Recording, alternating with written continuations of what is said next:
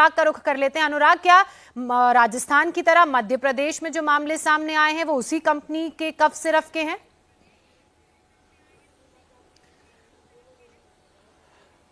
देखिए, मध्य प्रदेश में आशंका जरूर जताई जा रही है कि छिंदवाड़ा जिले के जो परासिया, उमरेठ, जाटा खापड़ी करके कई गांव हैं, वहां पर एक के बाद एक जो 9 लगातार मौतें हुई हैं।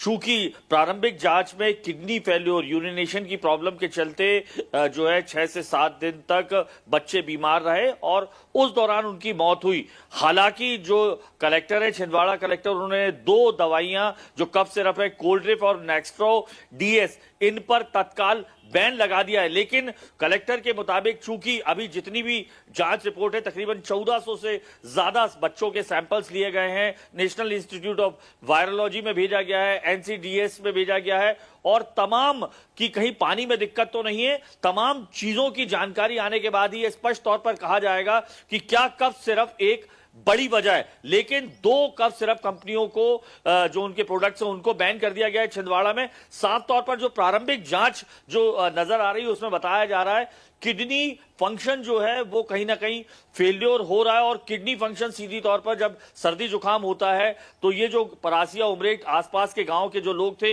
ये अपने वहां झोला छाप डॉक्टर्स से कहें और लोकल मेडिकल शॉप पे गए, उन्हें ये कफ सिरप वहां से मिली और जिसके चलते यूरिनेशन में प्रॉब्लम हुई। 2 से 3 दिन यूरिन रुका, जिसके बाद बच्चों की मौत हुई। नागपुर में एक कल बच्चे को मौत हुई है। कुल मिलाकर 9 मौतें हुई हैं। उम्मीद कर रहे हैं कि चाहे वो मध्य प्रदेश प्रशासन हो या फिर वो राजस्थान का प्रशासन हो, जरा दवाइयों को एक बार फिर से स्क्रूटनी में लेकर आए।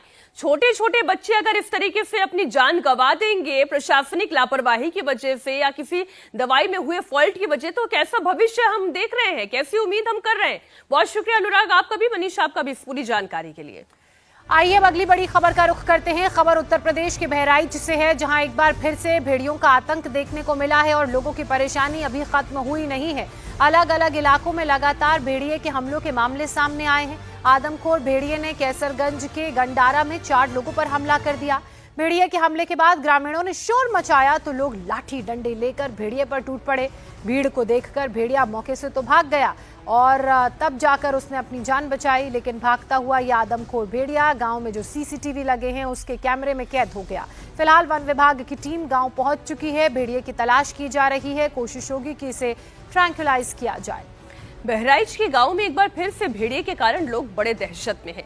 किसी को नहीं पता कि भेड़िया कब आ जाए, कहां से आ जाए, किसे अपना शिकार बना ले। गांव के लोगों के रात को अब पहरेदारी में ही रात गुजर रही है। लोग झुंड बनाकर हाथ में लाठी डंडे लेकर रात रात भर पहरा दे रहे हैं। आदमखोर भेड़िए की बात की जाए तो बार बार गांव में गांव वालों पर हमला कर रहा है और इसकी वजह से इलाके की 50,000 की आबादी अब खौफ में है। 20 दिन में आदमखोर भेड़िए ने 8 बार इंसानों पर हमला किया है। भेड़िए ने पहला हमला 10 सितंबर की रात किया, जिसमें 7 साल की ज्योति की मौत हो गई। इसी दिन 65 साल की एक बुजुर्ग पर भी भेड़िए ने अटैक कर उसे घायल कर दिया। 11 सितंबर को 3 महीने की मासूम को भेड़िया मां की गोद से छीन कर ले गया। वहीं 20 सितंबर को 3 साल के अंकेश को मां के सामने भेड़िया उठाकर ले गया। 23 सितंबर को तो 4 साल के प्रिंस को भेड़िया खेत में खींच कर ले गया। तो वहीं अगले दिन ही 24 सितंबर को भेड़िए ने एक और बच्चे को अपना शिकार बनाया। उसके बाद 29 सितंबर को बुजुर्ग दंपति को भेड़िए ने अपना निशाना बनाया।